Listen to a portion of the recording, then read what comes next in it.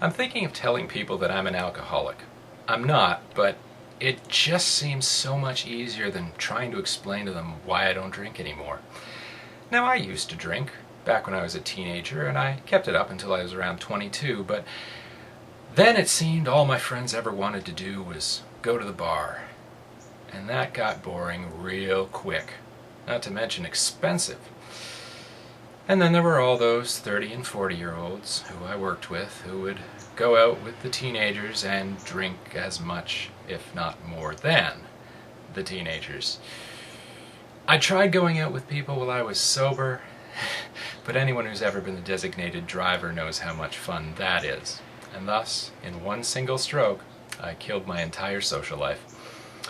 So why do I bring this up? Well, here in Ontario, there are only 4 places that you can legally buy alcohol.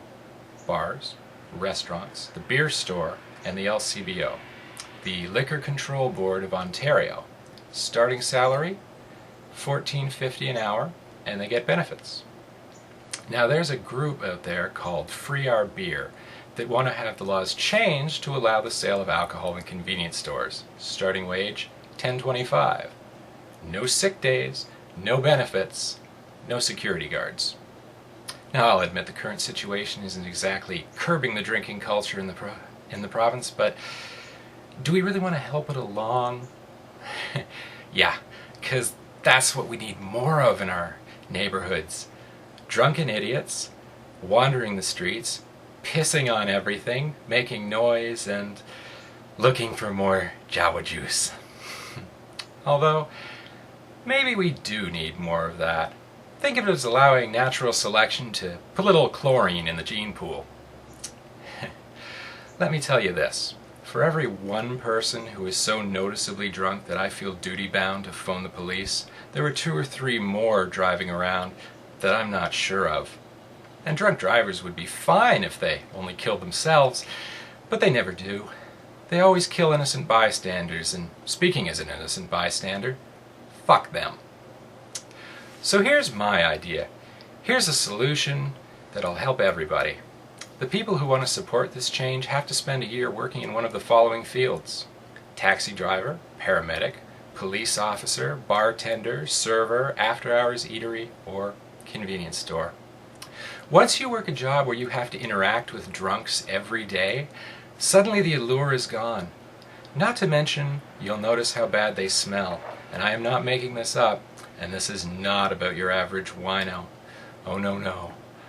All the ladies and all the gentlemen coming back from the bars at night with that sour smell of alcohol mixed with sweat and a subtle bouquet of vomit.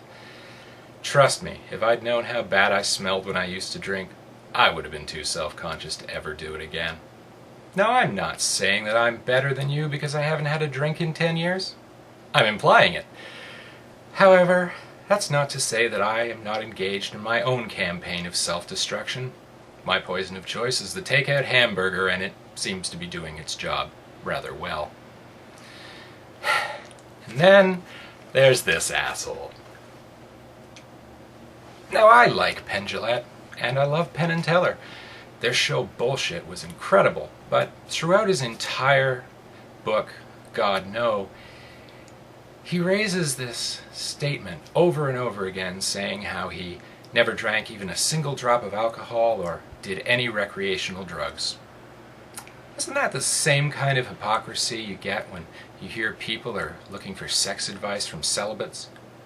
Who goes to a celibate for sex advice? For that matter, who goes to a priest? Not people who want to improve their sex lives, unless their sex lives happen to involve children. If I were going to take that kind of advice, I'd want to go to a professional. A prostitute. Or a sex therapist. Now, I try to tell jokes that are funny when you're sober, when you're drunk, and when you're high. But my favorite thing to do is tell jokes that are funny when you're sober, because that's the hardest laugh to get.